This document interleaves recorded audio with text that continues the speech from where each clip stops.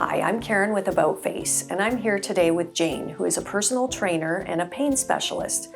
And Jane, tell us what got you into that line of business. Well, when I turned 50, I hadn't felt well for very long, or for a very long time.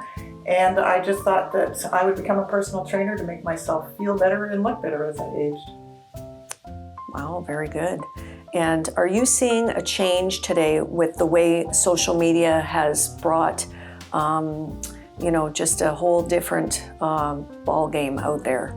Absolutely, especially since COVID, because so many people have relied on the internet for their personal training, which is great, but it doesn't provide a personalized program for people, which is very important as we age to personalize what you do. Yes, absolutely. I agree with that. And what do you find are the biggest concerns today with what you're doing?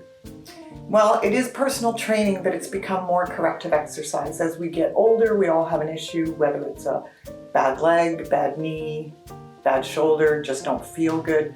So it's become more of a very personalized program for each individual person to do the best that they can. Very good, yeah.